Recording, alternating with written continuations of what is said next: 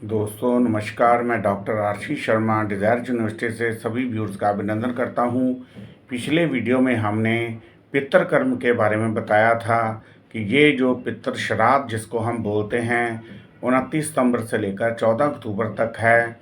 ये हमें श्राद्ध किस बंदे को कौन सी डेट को कौन सा श्राद्ध करना चाहिए, अब इसका मैं उसी कड़ी को आगे बढ़ाता हुआ आपको साइंटिफिक लिंक बताने लगा हूँ कि ये पितृ जो कर्म है हमें क्यों ज़रूरी है।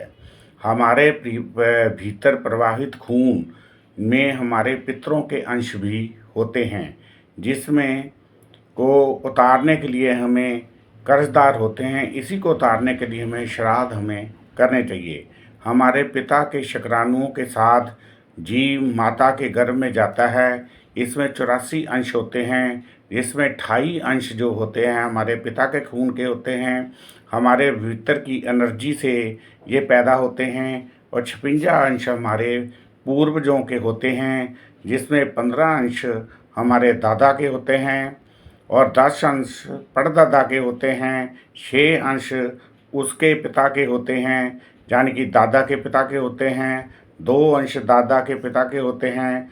3 अंश उसके आगे की पीढ़ी के होते हैं। इसी तरह हमारे अंदर जो ब्लड चलता है उसे 28 + 56 84 अंश बनते हैं। इसमें 28 अंश तो हमारे पिता के होते हैं, जो बाकी के 56 अंश होते हैं वो हमारी 7 पीढ़ियों के ब्लड के मिक्स होकर हमारे अंदर आते हैं। पिंडदान में हमें 3 पीढ़ियों तक कराया जाता है। इसी तरह हमारे अंदर खून में 7 पीढ़ियों के अंश होते हैं, जिसके आधार पर हमारे साइंसिस जो है आजकल हमारा जो डीएनए टेस्ट होता है वो इसी का ही एक अंश होता है। इसलिए हमें श्राद्धों में पितरों के कर्ज उतारने के लिए हमारा ये कर्ज हमारी 7 पीढ़ियों तक होता है, जिससे हमारे 7 पीढ़ियों के पूर्वजों को खुश होकर हमें पितर से मुक्ति मिलती है और ब्लेसिंग देते हैं। इसीलिए क्या कहा जाता है कि जब ज्योतिष की हम पहली पुस्तक पढ़ाते हैं उसमें हम फर्स्ट पेज पर हम पढ़ाते हैं कि जो ये हमारी जन्म कुंडली बनती है वो हमारे 7 जन्मों का लेखा जोखा होता है, जिसको हम एक किस्म की बैलेंस शीट कहते हैं, जिससे इस जीवन की सारा कर्म जो हमारे जो चलता है इसके आधार पर चलता है।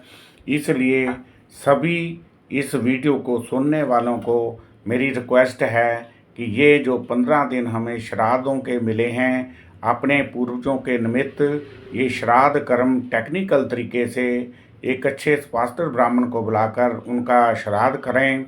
यदि नहीं भी आपको टेक्निकल होता है तो जो आपके पिता या दादा या उसके दादा को जिनको आपने देखा है 3 पीढ़ियों तक, उनके मनपसंद की चीज़ जो है उनकी तिथि पर सूखी ही मंदिर में दान उनके नाम का पितरदान करवाएंगे तो आपको उसके फल मिलते हैं। यदि आपको आपकी उनकी डेट नहीं मिलती तो लास्ट में जो लास्ट का श्राद्ध आता है, जिसे हम मत्स्या का श्राद्ध कहा जाता है, उसके अंदर सभी रिश्तों का जो कॉमन श्राद्ध कहा जाता है आप करवा सकते हैं। इसलिए आज मैंने इस वीडियो में आपको ये बताया है कि ये श्राद्ध कर्म जो होता है हमारा 7 जन्मों के साथ हमारे खून के साथ इसका लिंक बनता है। इसलिए उस खून का कर्ज उतारने के लिए हमें ये पितृ कर्म जो हमारे शास्त्रों ने बनाए हैं बहुत सोच समझ कर ही ये चीज़ें बनी होती हैं। इसलिए आप पितरों की ब्लेसिंग लेने के लिए, पितृ दोष एक बहुत बड़ा दोष हमारी कुंडली में होता है, जिसके कारण जातक के पास सब कुछ होते हुए भी उनको खुशी नहीं मिलती, कोई ना कोई प्रॉब्लम्स आती हैं। इन श्राद्धों में मैंने पिछले वीडियो में भी बताया था कि हमारे पूर्वज जो है 15 दिन के लिए धरती पर आते हैं। अपने अपने घरों में जाकर वो देखते हैं कि उनके बच्चे क्या उनको याद कर रहे हैं या नहीं कर रहे हैं।